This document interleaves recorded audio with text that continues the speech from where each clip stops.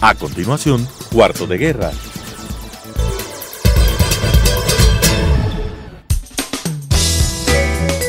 Clasificación B, bajo supervisión de un adulto.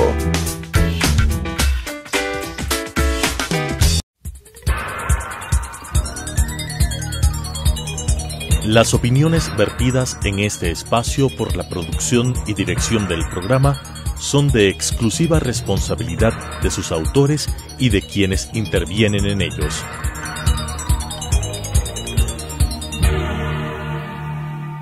Telesucesos Canal 29 UHF presenta Cuarto de Guerra. Análisis de la coyuntura mundial y nacional, historia, ciencia y literatura desde nuestro Cuarto de Guerra. Planearemos el lanzamiento de bombas armadas de ideas con palabras. Cuarto de Guerra. Hace algunos años, Roberto Saviano, un periodista italiano, escribió un libro llamado Gomorra. En él describe los negocios de la camorra, que es el nombre por el cual es conocido el mayor grupo delincuencial o mafioso de Italia. Después de vender cerca de 2 millones de copias del libro de Gomorra y convertirse en un fenómeno literario local, Roberto Saviano empezó a ser fuertemente perseguido por la mafia italiana, en donde incluso se revelaron planes para asesinarlo 2 años después de la publicación del libro. Desde entonces, el Estado italiano protege a Roberto Saviano, cuyo paradero es desconocido. Se sabe que ya no vive en Italia. Colabora con diarios tan importantes como El País o el New York Times, pero nadie sabe exactamente en dónde vive Roberto Saviano. Una de las ocasiones en que se lo vio en público fue hace unos 2 o 3 años, cuando él estuvo esperando en el túnel del estadio del Barcelona de España a Lionel Messi para pedirle un autógrafo. Y Lionel Messi, como no tenía idea quién era Roberto Saviano, pues pasó de largo, ¿no? Ignorando a uno de sus fans, que resultaba ser uno de los periodistas que más se ha jugado el pellejo por combatir a la mafia en el mundo y que ha sobrevivido. Eso fue una de las pocas veces que se supo públicamente, en público, en un grupo de gente, de Roberto Saviano, que por el resto del tiempo ha estado viviendo oculto en la clandestinidad, protegido por el Estado italiano. Hoy vamos a hablar de la mafia, de sus mecánicas, de su historia y también de algunos casos conocidos y locales. En Cuarto de Guerra están aquí Oscar Vela y Rafael Lugo, con este servidor Carlos Andrés Vera. Buenas Amigos, noches. Bienvenidos. Buenas La noches, mafia gracias. está de moda. La mafia ha estado siempre presente. Buenas noches con todos. Estaba leyendo que, por ejemplo, la mafia japonesa, Yakuza, inicia en 1700, ¿no? 1600, en el siglo XVII. Y en las distintas sociedades, mientras más antiguas, más antiguas son sus propias organizaciones delictivas. ¿Qué es lo que define una mafia? ¿Es una organización delictiva? Tiene que ser una organización. Tiene que ser una organización delictiva. con Lo que código. pasa es que hay evidentemente distintos tipos ¿Por qué no de se le llama mafias. mafia o sí cabe el término llamarle mafia, por ejemplo, a los Zetas en México? Es una mafia. Ellos son mafia. Es una supuesto. mafia vinculada, Es la mafia. en este caso, al narcotráfico. Sí, ¿no? es- Al narcotráfico y al crimen derivado de ese narcotráfico. Cuando Pero hay tienes, mafias de todo cuando tipo. tienes La un mafia sistema, política. una organización, digamos, cuando Criminal. tienes criminal, y además, obviamente hablas de un número importante de miembros, ¿no? Porque también 2 manes organizados para cometer crímenes Claro, no no son son. una mafia. Donde tienes un sistema piramidal de control, un sistema de autoridad, de jefes, donde tienes códigos escritos y otros no escritos, y sobre todo la participación en distintas formas de delitos, tienes una mafia, ¿no? Ya, Claro, o sea, la claro. mamalucha era mafia. Mafia. Sí, claro, una mafia organizada, el crimen organizado en la ciudad, en este caso, en el submundo de la ciudad de Quito, ¿no? Un crimen organizado. Los choneros. Los choneros, por ejemplo. Evidentemente la gran inspiración han sido las mafias de estas italianas a las que tú te refieres en el inicio, y gracias a la obra de Saviano, de Gomorra, esto de alguna forma surgió, pero surgió también con Mario Puzo, del que vamos a hablar ahora, El Padrino. Y también surgieron en los Estados Unidos alrededor de un tema que hoy sería impensable, la prohibición del alcohol.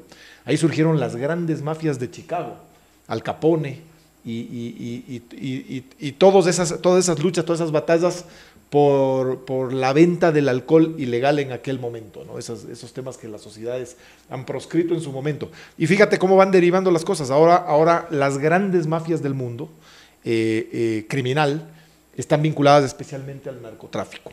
Y a la venta de armas. A lo mejor en 50 años, sí, por supuesto, pero digamos las más grandes de todas, y hoy vamos a hablar de varios ejemplos. Tenemos el más cercano de todos, el de Pablo Escobar, y muchos otros derivados de ese. Pero fíjate cómo va dando las vueltas el mundo. A lo mejor en 50 años, si es que existiera una legalización de las drogas, se esfumarían las historias de las mafias como se esfumó la de Al Capone. Sí, aunque sí hay que decir, uno de los temas en los que yo hace algunos años me quise meter para hacer un documental tenía relación con la trata de personas. Y resulta que la trata de personas, por lo menos en Ecuador, y me parece que a nivel regional eso es igual, es un negocio que es producto de la diversificación del negocio de los narcotraficantes. Entonces los narcotraficantes en la región lo que han hecho es básicamente dejar de tener solamente el negocio de la droga, de la comercialización de droga y producción de droga, para diversificar y meterse en venta ilegal de armamento, comercio de personas, trata de personas. Hay muchos casos de niños desaparecidos en provincias pobres del Ecuador, como Cotopaxi, como Chimborazo, niños indígenas, que han sido literalmente robados para ir a trabajar a otros países. Así como hay muchos casos de mujeres que son esclavizadas para prostituirse, muchos casos de venta ilegal de armas, y este fue uno de los casos que cuando me empecé a meter a través de organizaciones que ayudan a gente o que asisten a personas que son víctimas de este tipo de cosas, sentí miedo, ¿no? Sentí miedo, es decir... ¿Te intimidaron en algún momento? No, estaba solo averiguando, estaba solo investigando, no llegué a meterme ni a enfrentar, ni a confrontar, ni a denunciar. ¿Te dio miedo hacerte consciente de los riesgos en los que vivimos? Sentí que me iban a matar si seguía investigando eso.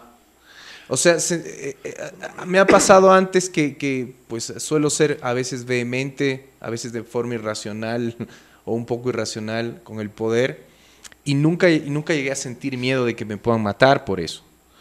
Pero en estos temas hay un mundo por debajo que definitivamente es muy poderoso. Y una de las cosas que me hizo sentir miedo es que en esta averiguación de cosas, hace algunos años, lo voy a mencionar, serán 9 o 10 años ya, hubo un caso de sicariato, de asesinato en la discoteca Blues, afuera de la discoteca Blues en la República, en Ecuador, en Quito, perdón, en la República, en la Avenida República. En la Avenida de la República y Almagro.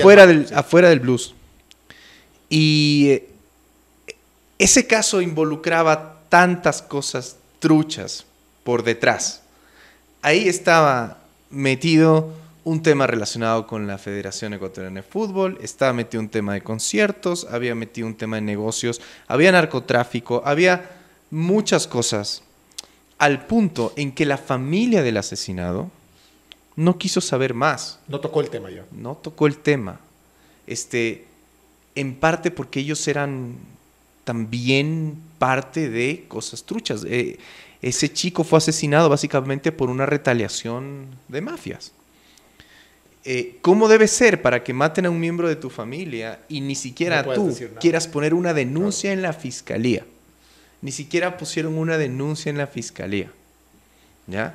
Y no porque tenían miedo de que les pase algo, sino porque entendían que si es que venía algún tipo de revancha o lo que sea, no podía ser pues a través de temas legales, porque en el momento en que se mete ahí la policía o la fiscalía a investigar las causas, los motivos, las circunstancias del asesinato, resulta que empiezas a meterte en la vida de un delincuente. Uno de los códigos de la mafia es precisamente ese, ¿no? No llevar los temas a los jueces, a la parte legal. O sea, tienen su propio sistema de justicia, entonces no te sales de ese. Hay un sistema de justicia propio. Imagínate, ¿yo para qué me voy a meter a averiguar o a investigar o a denunciar algo que ni siquiera la familia está interesada en que se sepa? ni siquiera la familia de la víctima. Y voy a salir por tirado aéreo muerto. Voy a Claro, salir, oye, pero si dime a una ese cosa. tipo lo mataron a mí, ¿por qué no me van a Dime matar? una cosa, en esa investigación por encima, probablemente que lograste hacer y Sí. ya no meterte mucho, ¿de dónde concluyes que estarían vinculadas, por ejemplo, los temas de narcotráfico con trata de blancas y probablemente con trata de armas? Suena, digamos, lógico, pero al mismo tiempo te pones a pensar y dices, se maneja tanto dinero, hay tanto volumen de dinero estúpido en el tema del narcotráfico primero, ¿no es cierto? ¿Por qué meterte en un tema que resulta execrable, Esto- perverso por Pucha, completo, pero- en lo que es... Estoy tratando primero narcotráfico, ojo, estoy tratando narcotráfico Robo de y el niños. dinero que produce. A terminar, por ejemplo, robo de niños, muertes, probablemente asesinatos, tráfico de órganos, trata de blancas para prostitución. Es decir, ¿dónde está el link? Ahí está. ¿Por qué? Las personas que estudiaban estos temas desde el Estado y desde organizaciones, ONGs, coincidían en lo mismo, ¿no? Atrás estaba el dinero del narcotráfico. Básicamente el narcotráfico o los grandes criminales, las mafias, ven negocios, ven nuevos negocios, ven un montón de dinero y simplemente se meten. Es como invertir, como cuando tú tienes capital y te pones a invertir. Es lo mismo, pero Diversificar. Como en sí. el lado B de la sociedad. Pero es que también lo que ha habido en la historia de las mafias del mundo, en el transcurso de los siglos, es que incluso las mafias se han degradado. Por ejemplo, habían negocios que eran indignos para muchas mafias. Incluso, volviendo al tema de la yakuza que les contaba, han perdido negocio y se ha desarticulado, se ha achicado, se ha dividido, se ha escindido y han tenido problemas los actuales miembros de la yakuza japonesa, porque ellos consideraban que habían tipos de negocios que no eran honorables. Dentro de la propia actividad criminal, habían unos que no eran honorables. ¿El negocio de ellos es cuál? ¿Narcotráfico o armas? No, por ejemplo, no consideraban honorable traficar con drogas, ponte. Ellos han de haber traficado opio, ¿no? Y La tenían yakuza, tenían un tema de, más bien un tema de controlar negocios, controlar barrios, tener Cobrar impuestos, tener tu territorio. un asunto de extorsión, Chantajes. e incluso un tema de robarles a los poderosos y un poco repartir entre los pobres, un tema que tenía cierto sentido y que además es coherente con uno de los principios de la mafia, es que ellos han intentado siempre tener una buena relación con la sociedad. Es una más... Con la más, gente. Sí, con la gente. el Es pueblo. más una postura anárquica, antiestado. antiestado, antipoder, pero sin pelearse. Y hay negocios, en cambio, que ya te enfrentan directamente con la gente, ¿no? Como el narcotráfico, la trata de personas, etcétera, etcétera. Entonces, hay muchas mafias que no han incurrido en eso, pero les ha repercutido en una disminución del negocio y del poder. Y hace poco también leía que el nivel de violencia, el nivel de depravación de las mafias latinoamericanas, como los Zetas, como la la mafia mexicana, que es la más grande que hay en Estados Unidos, o cualquier otra mafia latinoamericana, les dan 5.000 vueltas en violencia y en crueldad a los italianos. Sí, claro. O sea, que no hay comparación en los niveles de violencias de las mafias de Chicago, aunque había igual muertos y heridos y todo eso, o las mafias de la camorra italiana, a lo que hay ahora acá. Entonces, no solamente se trata de un tema de diversificar, sino también que hay mafias que tienen menos honor, si se le puede llamar así, menos límites, menos... Y ahora aterrizando un poco el tema a nuestro país, este término, esto de la mafia ha circulado por todo lado desde hace varias semanas, ¿no? Es decir, o meses probablemente. Yo creo que hay antecedentes. El tema previo a eso es el intento de la mafia por tomarse el Estado. Y un intento bastante público, bastante fresco, relativamente fresco, fue el de Pablo Escobar en Colombia, Claro. ¿no? Pablo Escobar El gran error de su vida, además, ¿no? Primero su investidura, su traje era el de un empresario próspero, un empresario ganadero, que tenía mucho éxito, era muy popular en Medellín, aparecía en los partidos de fútbol. Ayudaba a ciertos barrios pobres. Y pues se le metió la idea de incursionar en la política, ¿no? Primero apoyando a quien luego asesinaría, ¿no? A Juan Carlos Galán. Cuando estaba en sus primeras campañas para la presidencia de la República. Pablo Escobar incluso temporalmente fue miembro del partido liberal de Juan Carlos Galán. Juan Carlos Galán fue públicamente quien le dijo a Pablo Escobar que él no iba a incluir en o apoyar a miembros de su partido que tuvieran relaciones con el narcotráfico, con la mafia. Galán es uno de los primeros en llamarle narcotraficante a Escobar. Lo hizo en un momento en que Escobar no era, pues, públicamente considerado un narcotraficante. Y luego Pablo Escobar tiene esta obsesión por controlar el Estado, ¿no? Y el momento en que no puede controlar el Estado es cuando decide declararle la guerra al Estado. Y ya se convierte en una guerra abierta que termina, pues, obviamente generando una masacre, un baño de sangre en Colombia, pues, y luego la muerte de Pablo Escobar. Y yo menciono a Pablo Escobar porque para mí el ejemplo contemporáneo más cercano a Pablo Escobar, o si tú lo quieres poner de esta manera, es ¿qué hubiera pasado si Pablo Escobar hubiera sido presidente de Venezuela? Perdón, de Colombia. Es Venezuela. ¿Ya? Eso es lo que hubiera pasado con Colombia. Sí. Venezuela es un caso de éxito y de estudio de cómo una organización criminal se apodera del Estado. Vinculada al narcotráfico. Vinculada al narcotráfico Tráfico de armas. y hermano, en Venezuela ahora todo es un negocio. Es decir, la comida es un negocio. Ellos controlan la comida, ellos controlan absolutamente todo y hacen negocio con todo. Mucho tiene que ver el ejército, donde también los coroneles, los generales tienen pues sus zonas. El diferencial cambiario es el mayor negocio, es más negocio que el mismo narcotráfico. Tienes a los capos. Producto de la devaluación. Sí. Tienes a los capos que son Diosdado y Maduro. Es decir, para mí llamar a Venezuela un Estado ya es ofensivo para con los venezolanos. Ya es no reconocer lo que realmente está sucediendo en ese territorio que ya ni siquiera es un país. Para mí un país no es eso. Un país no es eso. Eso es un Estado fallido. Ahí ya no hay Estado, lo que hay es un territorio. Se llama Venezuela ese territorio. Está controlado por una organización criminal. Y es muy interesante, muy preocupante cómo esa organización criminal delictiva se hizo del poder. Porque usó al inicio, ¿no?, todos los mecanismos democráticos, todos los mecanismos legales o constitucionales, o torciéndolos un poquito de pronto, como también quisieron hacer acá, para llegar al control total del Estado. Controlar y todo. desde ahí ya se convierte en una carrera por permanecer en el poder. Ya cuando estás a ese nivel de involucramiento en temas ilegales, cuando ya estás a ese nivel de delincuencial, ya no hay marcha atrás. Ya no puedes decir, bueno, ya me robé $500 millones, me voy a retirar.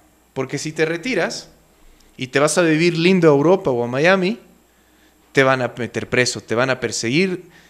Claro, de hecho ellos no pueden pisar las fronteras. No vas a terminar bien. Entonces lo que te queda es hacer del Estado tu campo de fuerza para vivir en la impunidad, claro, para vivir indefinidamente en el poder y defenderlo a muerte, ¿no? Defenderlo a muerte. Y me parece que acá, si bien nunca llegamos a ese extremo,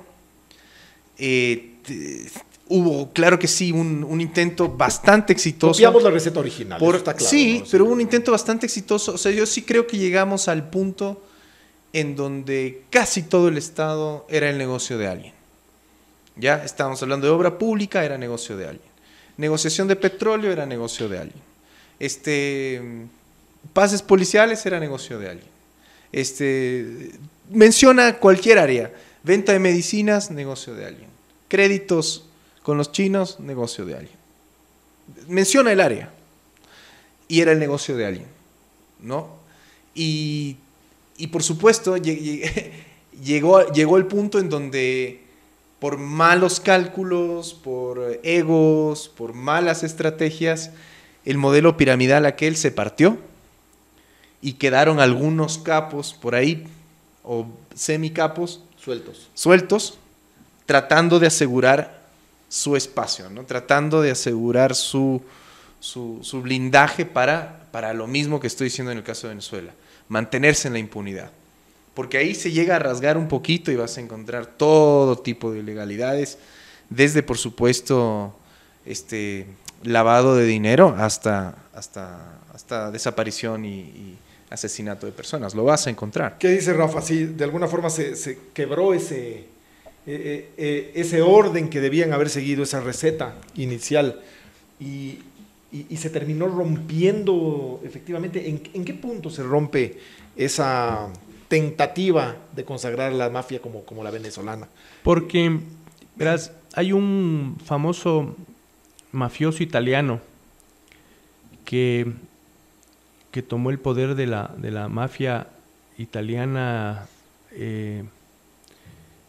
por los años 90 con la idea de recuperar la mafia, de salvar la mafia de su caída estrepitosa en el fracaso. Pero como salvar el honor, dices tú. No, como para rescatarle como organización, porque estaba cayéndose, ¿no? Provenzano se llama. Y él estuvo desde el 93 hasta el 2000 y pico que cayó preso, pero en esos años él recuperó la mafia con 7 reglas que aplicó, que eran invisibilidad, mediación, flexibilidad política, y otras que no me acuerdo, relación con la religión, con Dios, y algunas más. Pero sobre todo para él era fundamental entender la actualidad. Y él decía, ya no podemos disparar primero y preguntar después. Ya no podemos generar escándalo. Ya no podemos andar peleándonos con todo el mundo. Tenemos que más bien aplicar un tema de ser más bien imperceptibles al ojo común, de que no se nos vea. Y tampoco sirve la violencia ya para incluso decían, había que pedir pacíficamente las extorsiones, etcétera, etcétera. Y parecía chistoso, pero le funcionó. Y él le recupera a la mafia hasta que se va preso. Y claro, o sea, tiene sentido porque el tipo entendió el mundo actual. Entendió la modernidad. Entendió la modernidad. Y tenía los ejemplos probablemente. Ya no es desaparecer al enemigo. A él le decían el fantasma de Corleone, le llamaban a él, ¿no? O sea, él entendió. ¿Y cuáles eran los negocios en los que él estaba metido? Los mismos, pero con otro estilo. O sea, droga, armas, trata de personas, chantaje en general. En Italia se funcionó mucho la extorsión. Entonces, claro, él dice, y una de sus reglas era ser flexible políticamente. ¿Qué significaba? Es decir, yo puedo salir a apoyarle a tal político, pero si mañana necesito apoyarle al otro, lo hago, y no se casaban con nadie. Y así funciona una mafia en la actualidad, y así es como parece ser que es la forma para que puedan soportar el paso del tiempo, ¿no es cierto? Pero si vos agarras y conviertes tu organización en un espectáculo público, y aparte necesitas tener el voto ciudadano, y aparte necesitas estar todo el tiempo no necesitas, pero tu actividad te lleva a estar todo el tiempo en los titulares y en el ojo de la gente. No vas a poder irte más allá de un par de años. A mí me parece que estos se van de oreja porque actúan como mafiosos, pero sin un criterio adecuado a una mafia para que sea lo que se supone debe ser para que funcione. Sobre todo es una organización ajena al estatuto formal de un país. No puedes convertirte en el estatuto formal del país y ser mafia al mismo tiempo. No sé si me explico. Entonces, no podía irse más allá de lo que llegó. ¿Qué es lo que dice Carlos Andrés respecto del Estado fallido de Venezuela? En cambio, en Venezuela, mira. Ya no es un Estado. No es un Estado. Un territorio controlado por una organización criminal. Tuvieron un error llamarle Estado. Tú no puedes ir a la fiscalía en Venezuela a pedir justicia. Tú no puedes ir a las cortes de justicia en Venezuela a denunciar. No hay justicia, no hay función electoral, no hay función legislativa. Exacto. Claro, es decir, la única manera de que una mafia pública prospere es convirtiéndose en lo que pasa en Venezuela. O sea, o se sostenga en el tiempo. Es lo que pasa en Venezuela. Pero lo de Venezuela, o sea, hay dos opciones muy extremas, ¿no? La una es que se queden así, para siempre. Durante mucho tiempo, al menos. O la otra es que mañana pase algo. Con violencia, ¿no? Con una violencia. No, eso solo se resuelve. Eso con salvaje. solo se resuelve con violencia. se acaba. pero, Existe o sea, otra ahí posibilidad. no va a venir, digamos, ahí también los venezolanos podrían ver un poquito lo que ha pasado en Ecuador y podrían decir, el dardo tiene que estar adentro y no afuera. El antídoto para ese veneno tiene que venir de adentro y no de afuera. Alguien Sí, adentro claro. tiene que partir eso. Como sucedió aquí. Porque desde afuera no lo puedes partir. Claro, aquí, No, aquí se fragmenta desde Acá no dentro, pasó que es por lo que- varias, sí. acá no pasó por varias cosas, ¿no?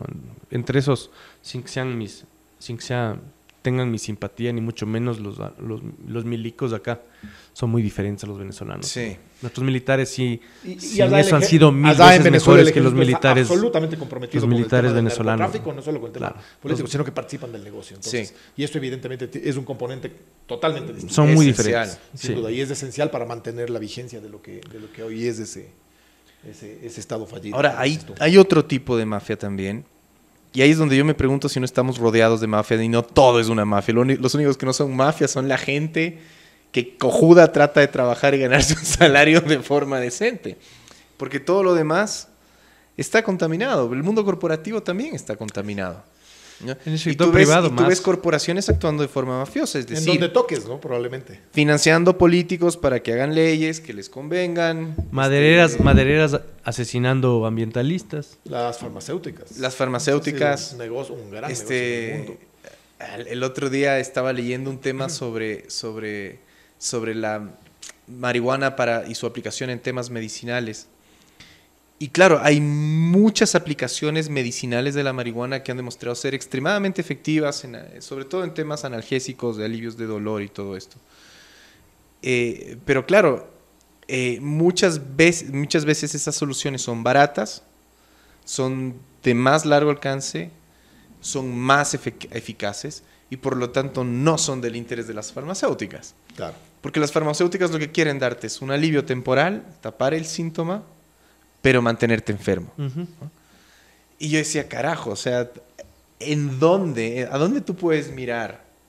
Llámese un estado, llámese el mundo corporativo, Que no esté contaminado. que no esté contaminado. Sí, probablemente es quedan muy pocos complicado. espacios, ¿no? Es como uno siente que está siempre o casi todo lidiando pues siempre con un grado mayor o menor de delincuencia organizada. Ah, sí. Y la mínima... pero si con la mafia los buceros no han podido, los Pues, bueno. alcaldes de Quito.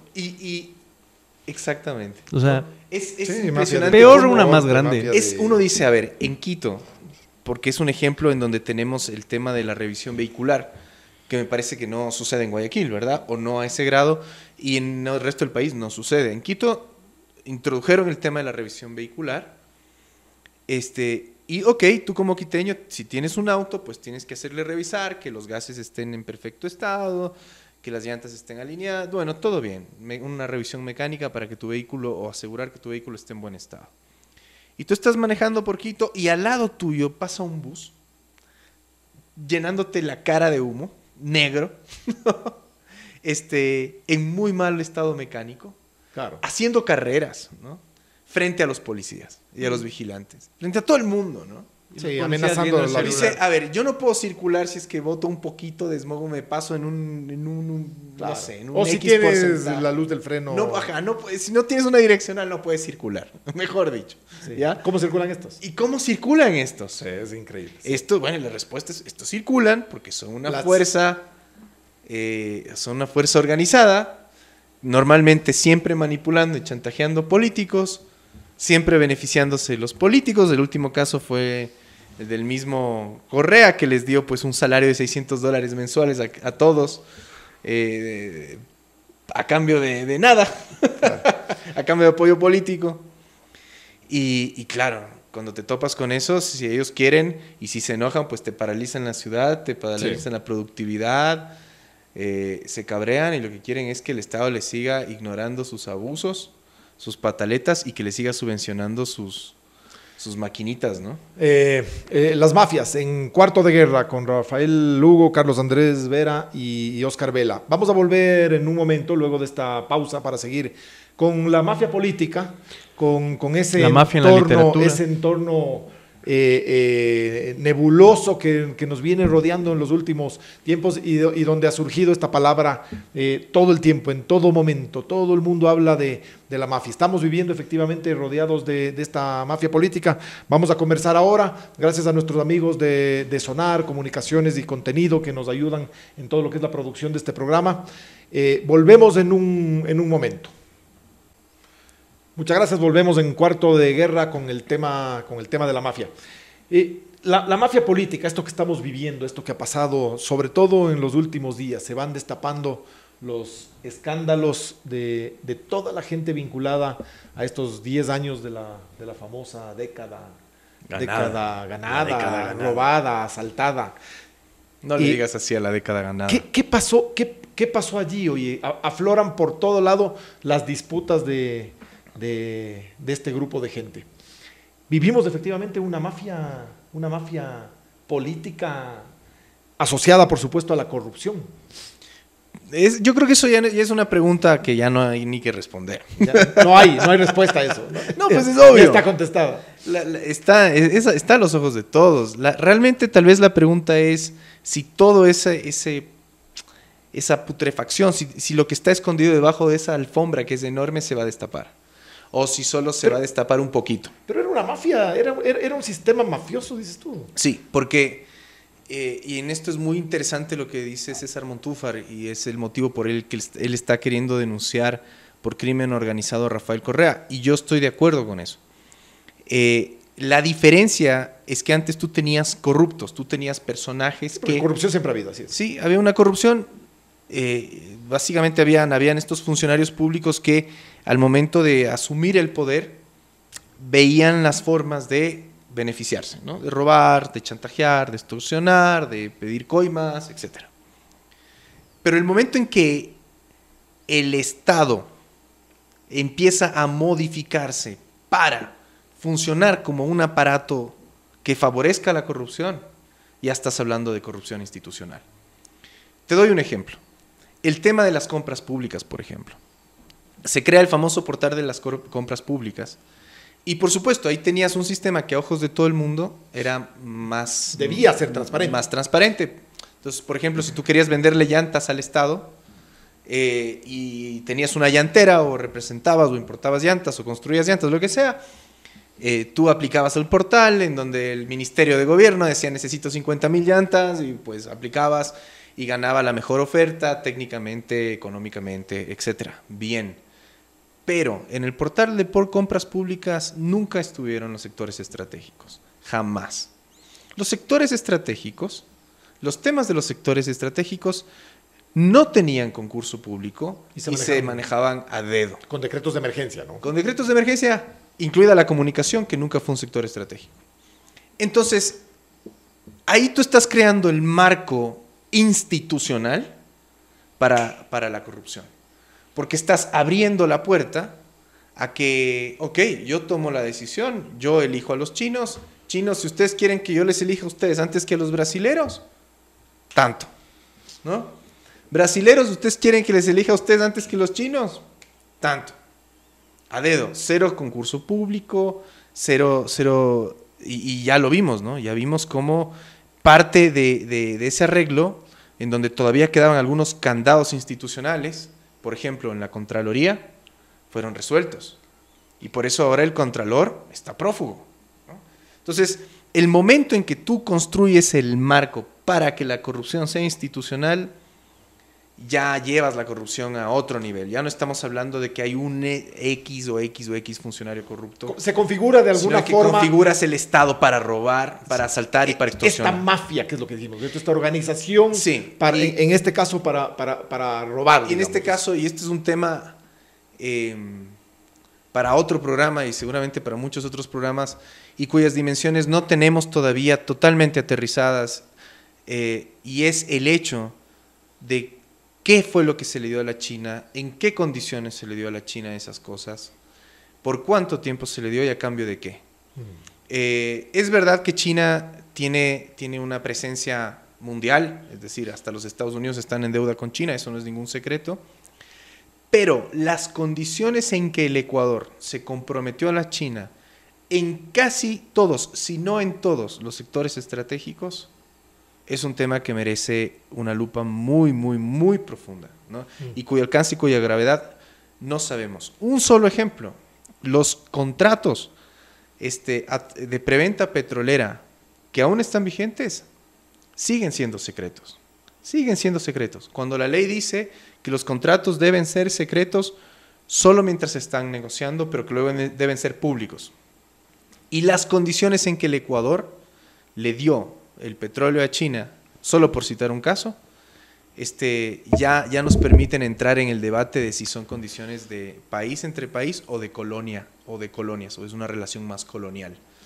Porque son condiciones que ningún país soberano aceptaría, ¿no? Entonces, algún rato profundizaremos en eso, porque es un tema en el que no me quiero quedar corto por el tiempo. Pero basta meterse en ese tema de China como para ver hasta qué punto ellos convirtieron al Estado cambiaron las normas institucionales para convertir al Estado en un negocio propio a cambio de llegar al extremo de poner al país en manos de otro país. De acuerdo. Rafa. Yo creo que tenemos dos enormes retos como país que no sé si estemos a la altura de poder enfrentarlos. Y es que una vez que nos queda claro que sí funcionó acá un sistema mafioso en el sector público, uno es si es que nosotros vamos a poder institucionalmente sancionar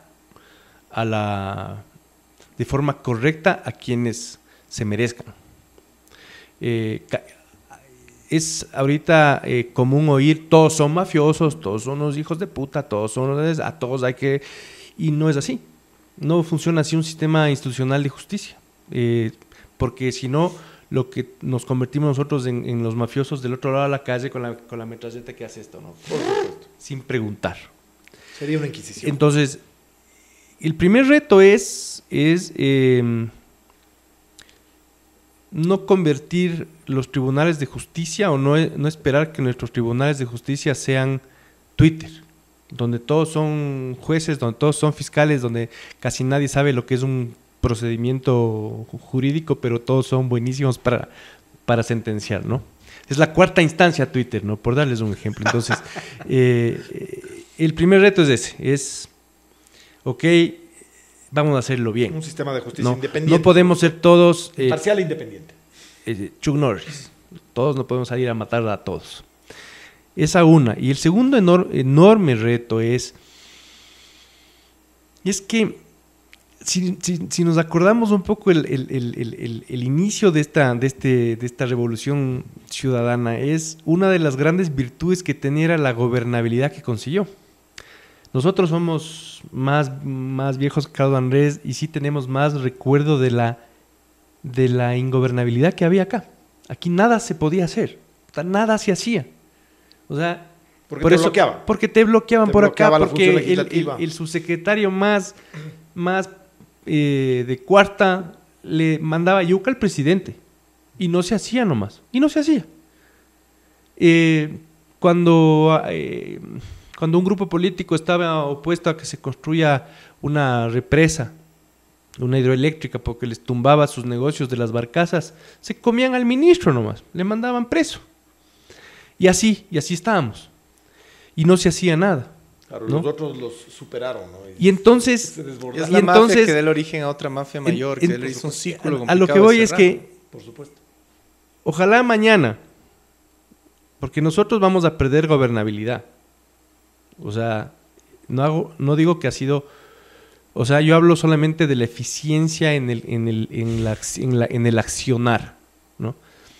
Claro que lograr gobernabilidad les dio también el poder de, carajo, si yo digo esto se hace y se hace, entonces como así no también me cobro unos milloncitos, ¿no es cierto? Claro, ese paso entre que haya...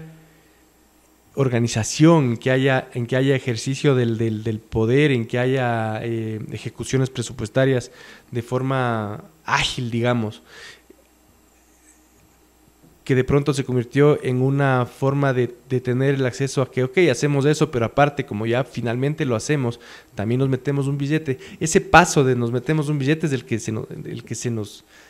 nos jodió a toditos, pero a lo que voy es que el día de mañana, ojalá no caigamos, y ese es el segundo reto que me refiero, ojalá no caigamos en cambio en que otra vez ya no se va a poder hacer nada.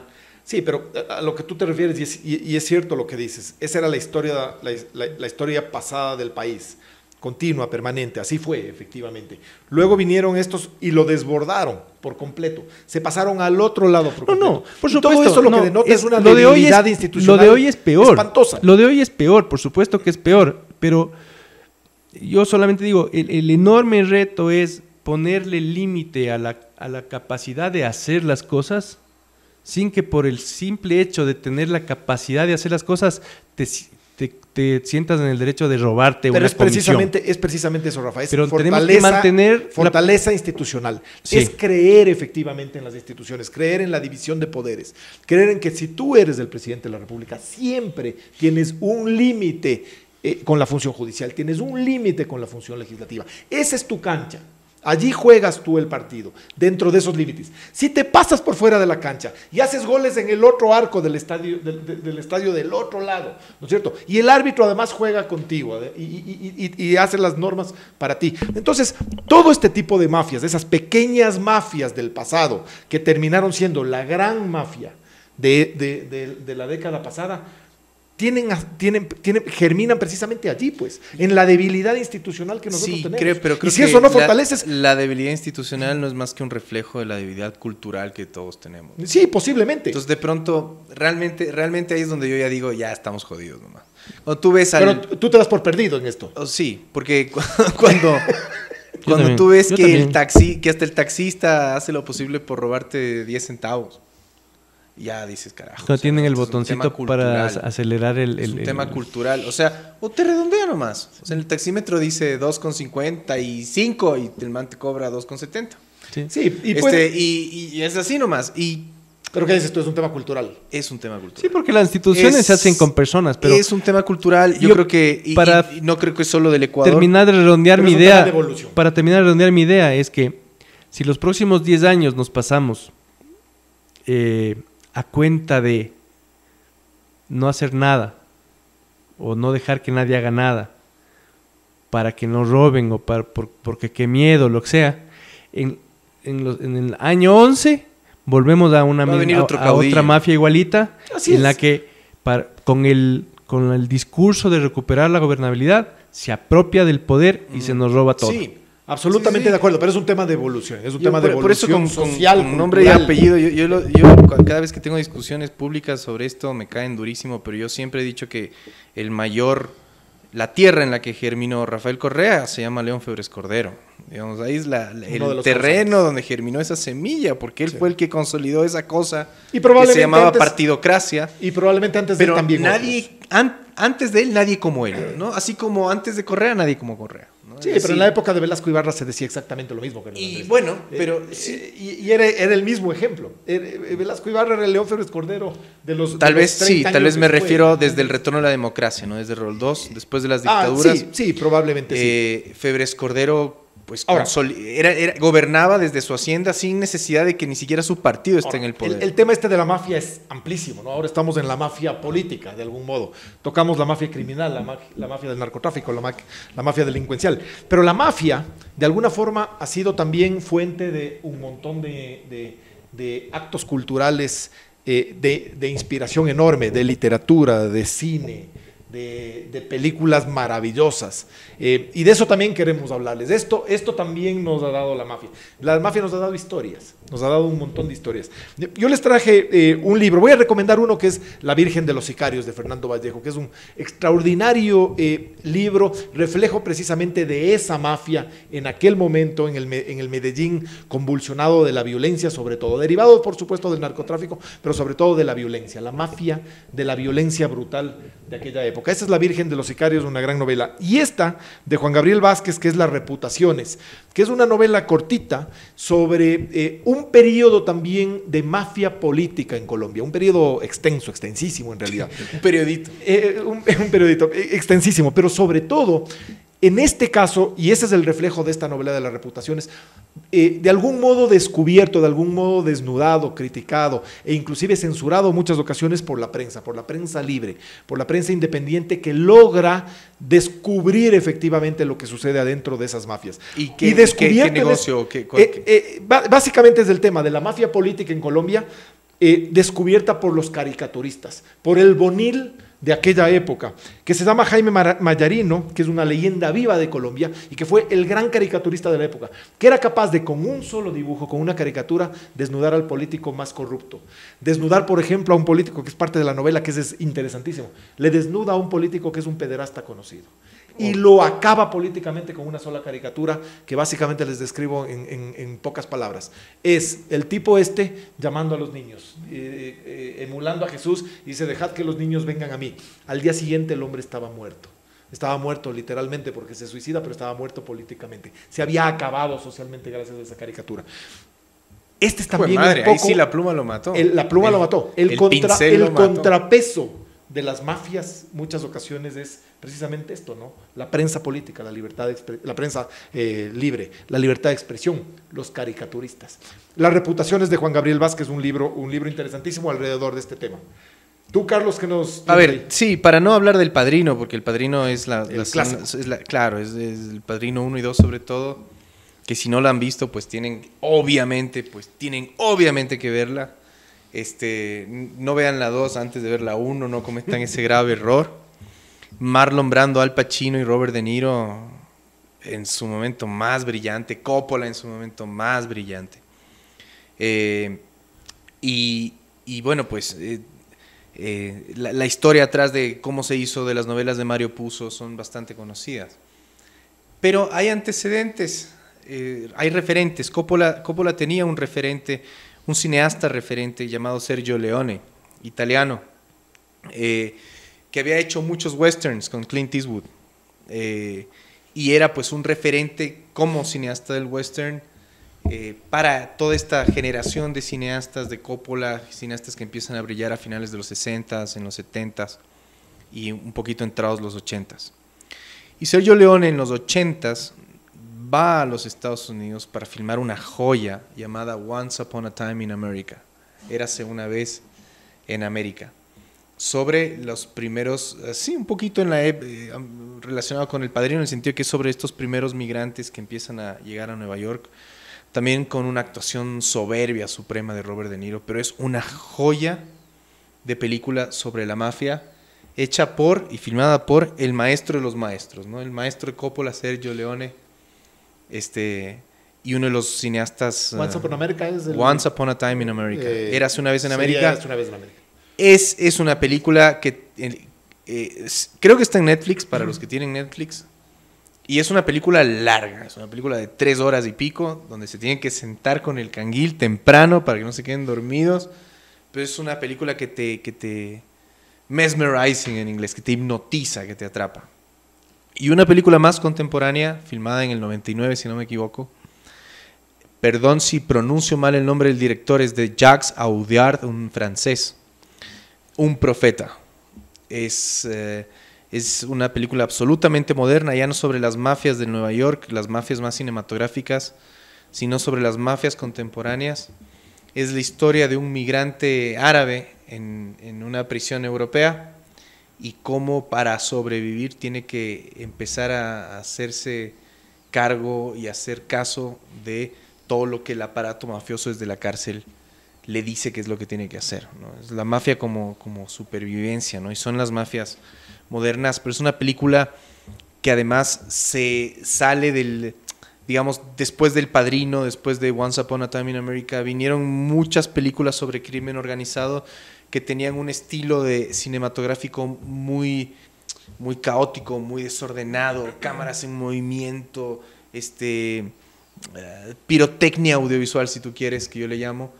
Y el profeta de alguna manera retoma el cine clásico, Es una película extremadamente sobria, pero en donde la historia y la fuerza de los argumentos, la fuerza narrativa es lo que se lleva y lo que se roba la película, ¿no? No es la pirotecnia audiovisual, no es vean qué bueno soy son usando los la efectos. cámara, ajá. Claro. No vean cómo puedo hacer esta toma La fuerza de increíble la y historia, meterme exacto. por aquí y por acá y meterme debajo de una ventana y por encima de un edificio y con helicópteros. No, ya no es de eso, es sobrio, pero intenso, ¿no? Real, La fuerte. fuerza de la historia. Ujú. Rafa, Yo estoy pensando en la obra de Pérez Reverte, en La Reina del Sur. qué gran novela además, ¿no? Gran novela Que se y lleva la aparte televisión al cine. con la anécdota de que la serie que hicieron de la novela la protagonizó Kate del Castillo, que terminó metida con el Chapo y con el loco ese de ¿cómo se llama el gringo ese bravísimo? Que fue esposo de Madonna, que estaba metido en el relajo con el Chapo Guzmán Champagne. y con Champagne. Pero ese libro, yo creo que es una... tal vez sea más cercana, ¿no? Es una obra, Sí, más contemporánea, ¿no? contemporánea y además con un tinte latinoamericano fuerte. Y entonces yo recomendaría eso, conseguir el libro de La Reina del Sur de Pérez Reverte. Esa sería mi recomendación con relación a esto. ¿Algo más? Tú Estamos ya si hubieras sido futbolista en la época de Pablo Escobar, hubieras aceptado una invitación a una de las fiestas en la Hacienda del Man, sabiendo quién era. Yo sí. Yo esa fiesta no me la pierdo, hermano. Puta, qué farras, qué fiestas, oye. Lo que pasa es que después de ver lo que pasaba ahí en la catedral, sobre todo, cuando les invitaba a jugar los partidos de fútbol y a los jugadores de la selección colombiana y a todos esos, luego de ver las escenas de lo que yo vi en la serie de Netflix, no en Narcos, sino en la otra, en la de... La colombiana. Sí, la colombiana, la de Caracol.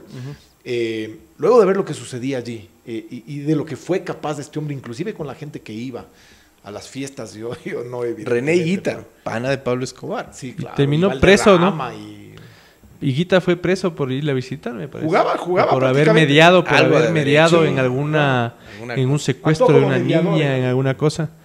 Cayó en cana y un gran... Hay un... ¿Tú habrías ido a la fiesta o no, Rafa? Sí, de ley.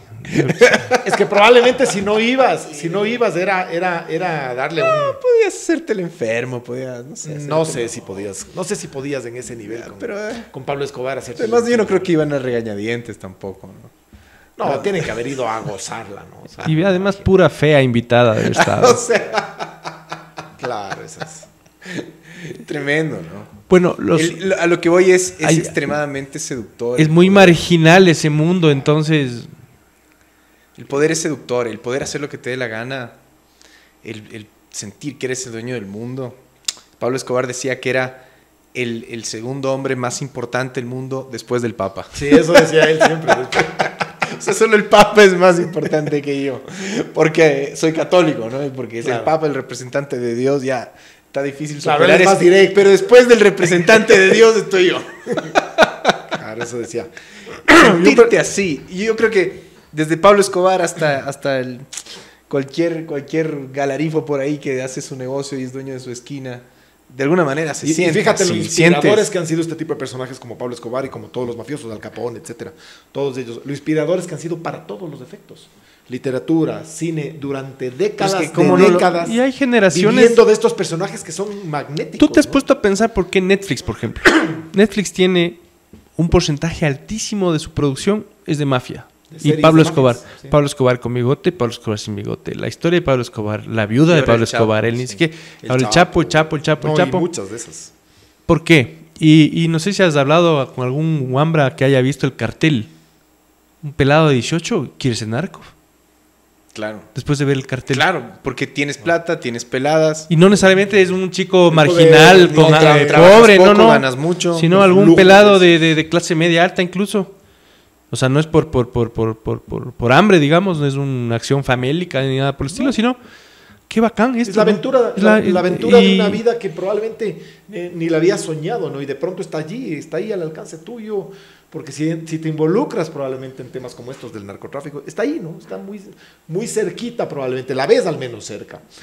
Quizá no está, pero la ves cerca. No sé si haya tiempo, pero hay una delgadísima línea roja entre realmente ser convencido de que la droga debería ser despenalizada y de que el tráfico de drogas o la distribución y producción de drogas no debería ser sancionado, y por lo tanto dedicarse a esa actividad bajo protesta, ¿no? Digamos, íntimamente convencido de que no debería haber una prohibición,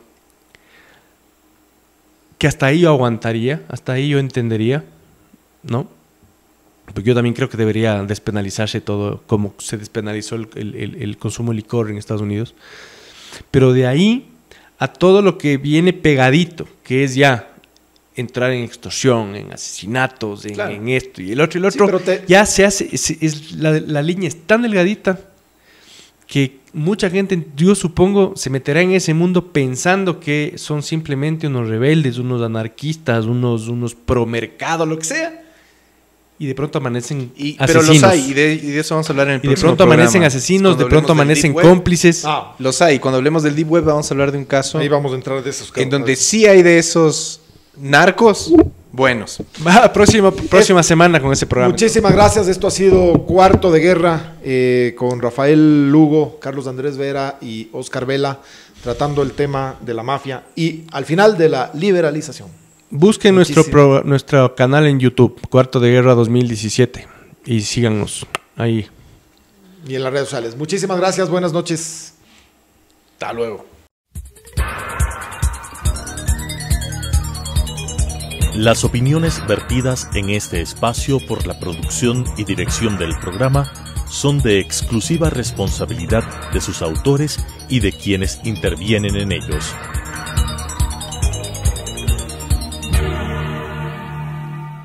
Telesucesos Canal 29 UHF presentó Cuarto de Guerra, análisis de la coyuntura mundial y nacional, historia, ciencia y literatura desde nuestro cuarto de guerra. Planearemos el lanzamiento de bombas armadas de ideas con palabras. Cuarto de Guerra.